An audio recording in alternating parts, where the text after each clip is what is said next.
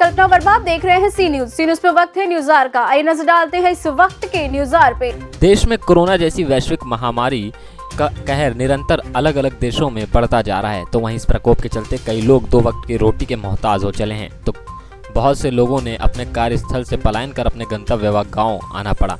बात करें उत्तर प्रदेश की राजधानी लखनऊ की, तो यहाँ भी योगी सरकार सभी असहाय और मजदूर लोगों की मदद कर रही है। तो वहीं आज देश में लॉकडाउन की प्रक्रिया को 50 दिन पूरे हो गए हैं। राजधानी के जानकीपुरम क्षेत्र में रहने वाले सौरभ बंदोपाध्याय लॉकडाउन के पहले दिन लखनऊ से अलग अलग थाना क्षेत्र में जाकर 200 परिवार व जरूरतमंदों को राशन और खाद्य सामग्री वितरित करते हैं। इस काम में वो अपने घर से सुबह ही निकल जाते हैं और शाम तक सभी परिवारों के भरण पोषण की जिम्मेदारी पूरी कर अपने गंतव्य स्थान लौट आते हैं। उनका और उनके संग पहले दिन से ही साथ देने वालों के अंदर लगातार हौसले बुलंद हैं और वो निरंतर प्रयास करते रहेंगे कि कोई भी भूखा ना सोए।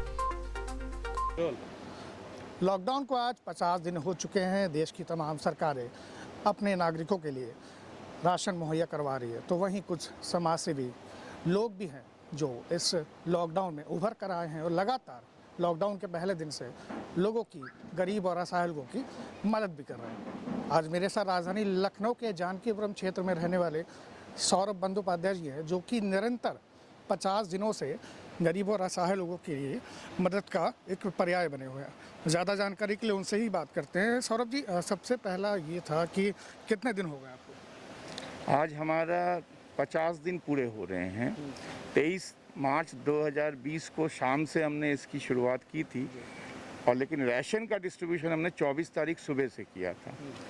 तो 50 दिन के सफ़र में 200 परिवारों को रोज़ लेके 10,000 परिवारों को साथ में बांध के 40,000 लोगों के तक हम पहुंचने की जो हिम्मत कर पाए हैं, उसके लिए हमने ऊपर वाले को बार बार शुक्राना किया है।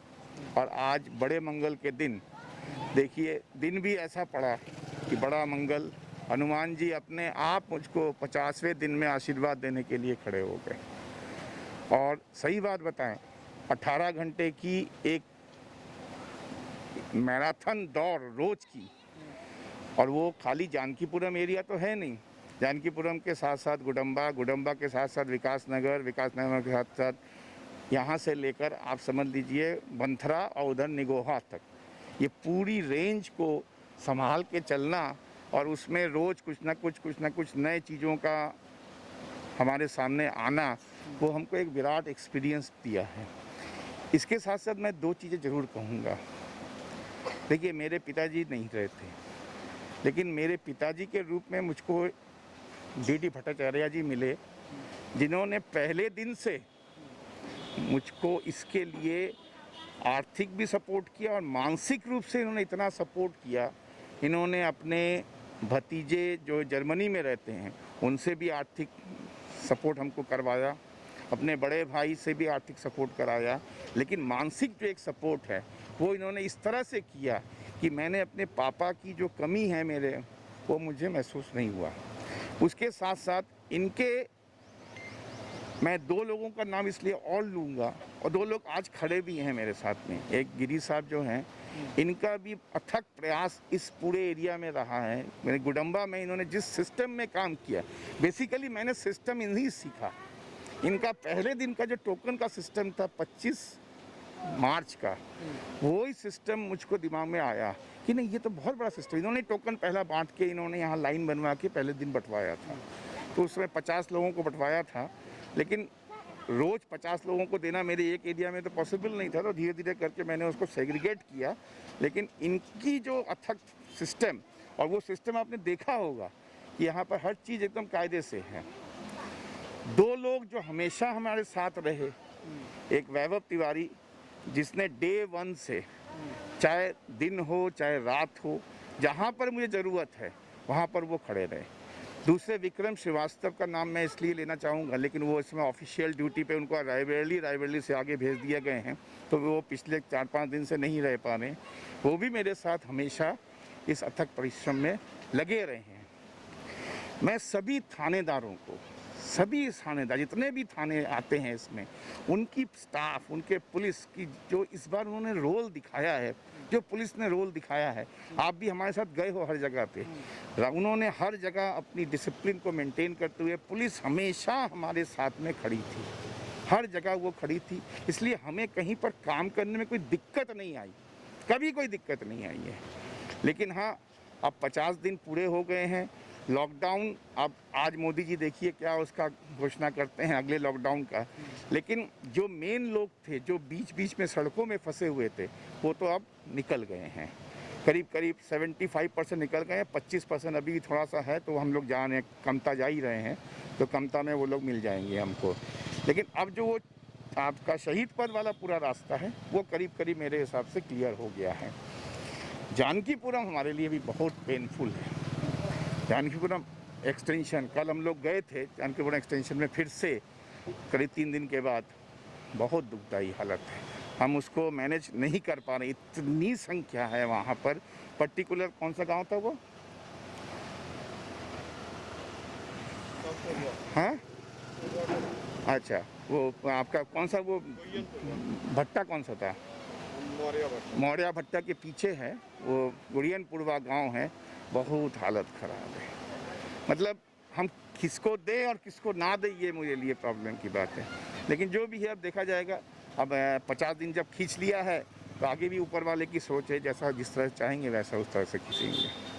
हमारे साथ सौरभ जी के आदर्श हैं, जो सौरभ जी जिन्होंने बताया कि इनका बहुत ही महत्वपूर्ण योगदान रहा है इन 50 दिनों में, वो भी हैं। सर, आपसे भी बात करेंगे, क्या कुछ कहना चाहेंगे इस विषय में? सबसे पहले मैं सौरभ जी को बहुत बहुत धन्यवाद देना चाहूँगा कि देखिए, हमारी जो है 62-63 साल की आयु हो गई है, और सामाजिक कार्यों से हम भी कम बेशी जुड़े रहे हैं। तो मेरा जो अपना निजी व्यक्तिगत अनुभव है, पिछले 62-63 सालों में इतना रुझान और इस तरीके से जो जुझारू तरीके से जो हमारे सौरभ जी काम कर रहे हैं, तो इसमें देखिए 2 बातें हैं। एक तो पैसा देना, अजीम प्रेमजी ने भी 50,000 करोड़ दिया है, टाटा ने भी 30-40 हज़ार करोड़ दिया है, बहुत बड़े बड़े लोग हैं जिन्होंने करोड़ों रुपया दान किया है।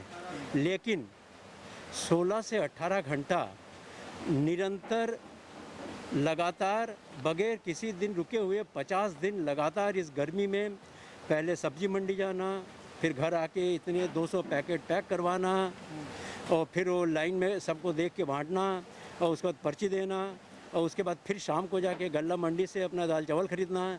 तो ये जो निरंतरता बनी हुई है और ये जो भावनात्मक जुड़ाव जो इनका है, तो ये मेरे ख्याल से मैंने तो नहीं देखा है कहीं।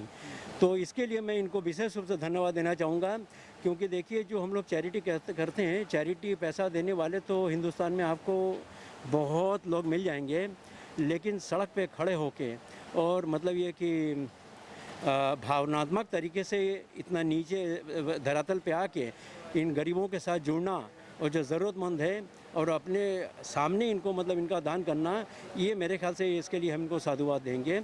और धन्यवाद तो एक बहुत ही छोटा सा शब्द है, और इनके लिए तो मेरे ख्याल से शायद मेरे पास कोई शब्द नहीं है जिससे मैं इनको धन्यवाद बोल सकूं।